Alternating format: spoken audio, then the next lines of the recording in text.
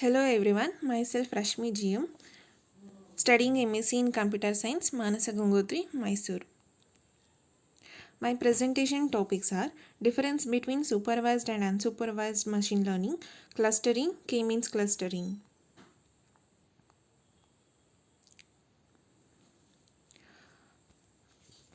Definition of supervised and unsupervised machine learning. In supervised machine learning, we trying to predict a specific quantity, have training examples with labels, and we can measure accuracy directly. In unsupervised machine learning, we predict to understand the data, looking for structure or unusual patterns, not like for something specific like a supervised. Does not require labeled data. Difference between supervised and unsupervised machine learning. In supervised machine learning, input data is labeled. Here, input data is unlabeled. Users train a dataset, uses just input dataset. Used for prediction, here used for analysis. Known number of classes, here unknown number of classes. Divided into two types, regression and classification. Here divided into two types, clustering and association. Use offline analysis, here it uses real-time analysis of data. Clustering. Clustering is an unsupervised machine learning task. It involves automatically discovering natural grouping of data. Clustering methods are used to identify groups of similar objects in a multivariate data sets collected from fields such as marketing, biomedical, and geospatial. Example of clustering. In this figure, after applying cluster, we can see how the red stars, green dots and blue rhombus arranged according to shape and color. The various types of clustering are connectivity based clustering, also called as hierarchical clustering. Second one, centroid based clustering, also called as partitioning methods. Third one, distribution based clustering. Fourth one, density based clustering, also called as model based methods. Fifth one, fuzzy clustering. And sixth one, constraint based supervised clustering. K-means clustering.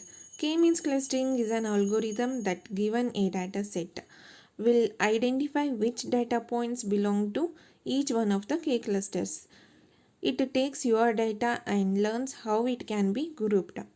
In this type of learning model, there is no explicit identification of a label or class or category for each data point. What does K prediction mean? K is an input to the algorithm for predictive analysis.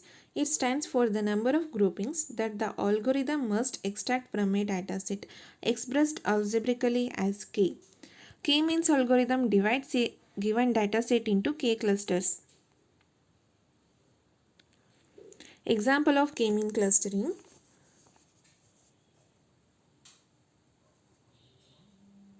K-means clustering algorithm is used to find groups which have not been explicitly labeled in the data.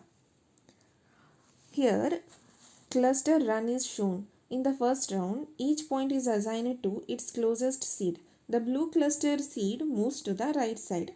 In the second round, both the cluster seeds drift to their current location, resulting in a proper division.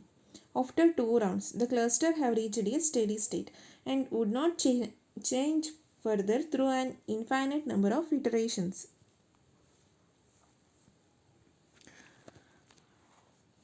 K-means clustering includes the following steps.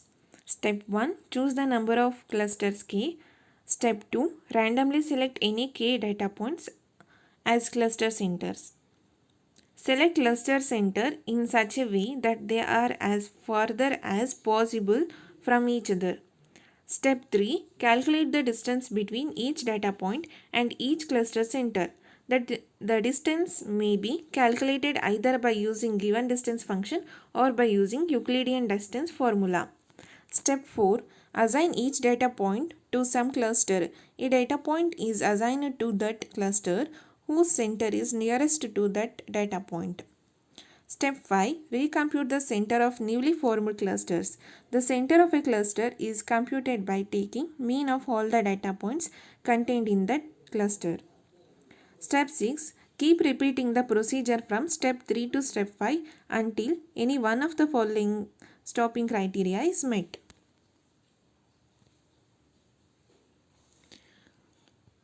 Here is a problem. Use k-means clustering to create two clusters. Solution. We follow the above discussed k-means clustering algorithm steps. Assume A of 2, 2 and C of 1, 1 are the centers of the two clusters. Here we can see F2, 2 and C of 1, 1.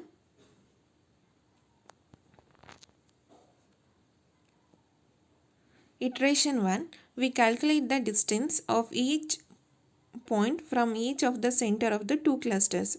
The distance is calculated by using Euclidean distance formula, square root of x2 minus x1 whole square plus y2 minus y1 whole square.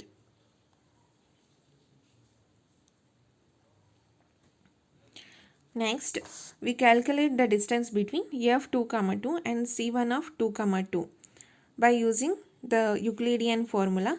By substituting the values, we get the result P of A, C1 is 0.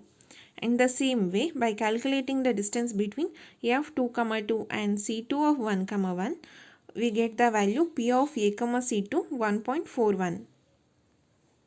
Next, we draw a table showing all the results.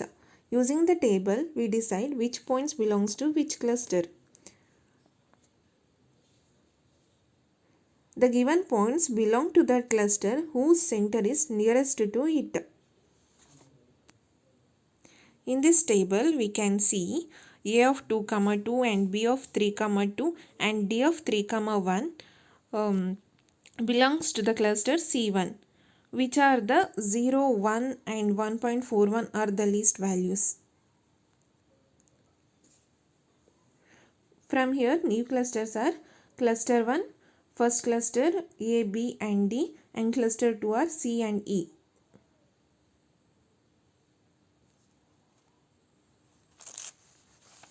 And now we recompute the new cluster.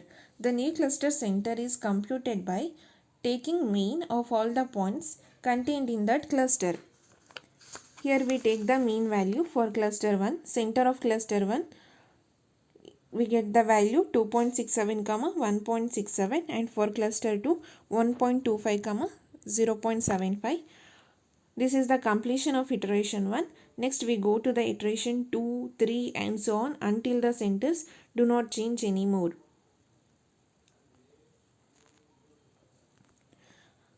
Applications of clustering for reducing the compressing data and intermediary step for data mining steps, market segmentation in image segmentation, in study of earthquake, in the social network analysis. Thank you all.